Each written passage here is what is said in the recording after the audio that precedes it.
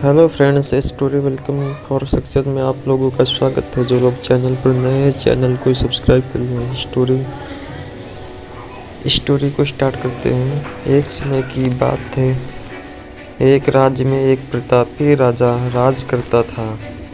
एक दिन उसके दरबार में एक विदेशी आगंतुक आया और उसने राजा को एक सुंदर पत्थर उपहार स्वरूप प्रदान किया। राजा वह पत्थर देख बहुत प्रसन्न हुआ।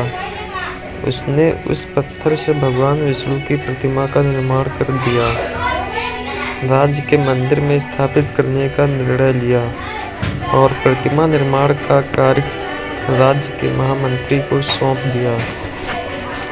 महामंत्री गांव के सर्वश्रेष्ठ मूर्तिकार के पास गया और उसे वह पत्थर देते हुए बोला, महाराज, मंदिर में भगवान विष्णु की प्रतिमा स्थापित करना चाहते हैं। 7 दिवस के भीतर इस पत्थर से भगवान विष्णु की प्रतिमा तैयार कर राजमहल पहुंचा देना।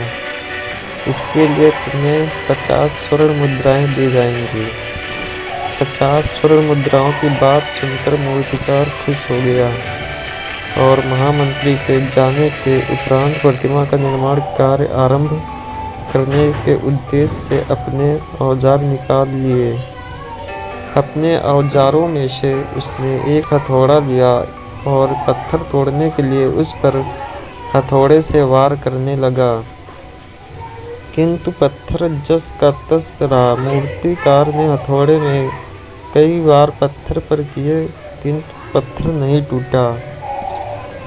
50 बार प्रयास करने के उपरांत मूर्तिकार ने अंतिम बार प्रयास करने के लिए हथौड़ा उठाया, किंतु यह सोचकर हथौड़े पर प्रहार करने के पूर्व ही उसने हाथ खींच लिया कि जब 50 बार करने से पत्थर नहीं टूटा तो अब क्या टूटेगा।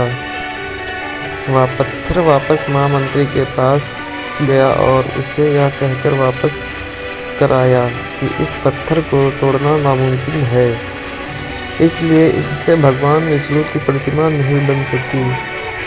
महामंत्री को राजा का आदेश हर स्थिति में पूर्ण करना था, इसलिए उसने भगवान विष्णु की प्रतिमा निर्मित करने का कार्य गांव के एक साधारण से मूर्तिकार को सौंप दिया। पत्थर लेकर मूर्तिकार ने महामंत्री के सामने ही उस पर हथौड़े से प्रहार किया और वह पत्थर एक बार में ही टूट गया। पत्थर टूटने के बाद मूर्तिकार प्रतिमा बनाने में जुट गया। इधर महामंत्री सोचने लगा कि काश पहले मूर्तिकार ने एक अंतिम प्रयास और किया होता तो सफल हो गया होता और 50 स्वर्ण मुद्राओं का हकदार बनता।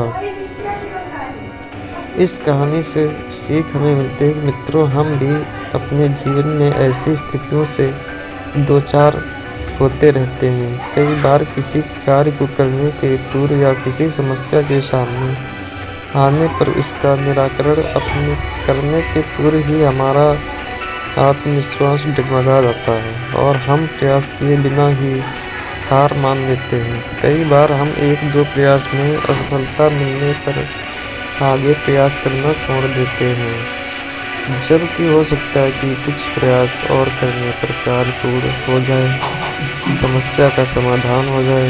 यदि जीवन में सफलता प्राप्त करनी है तो बार बार असफल होने पर भी तब तक प्रयास करना नहीं छोड़ना चाहिए जब तक सफलता नहीं मिल जाती। क्या पता जिस प्रयास को करने के पूर्व हम हाथ खींच लें वही हमारा अंतिम प्रयास हो और उसमें हमें कामयाबी प्राप्त हो जाए। इस कहानी से दोस्तों आप लोगों को क्या सीख मिली, कमेंट बॉक्स में ज़रूर बताएं।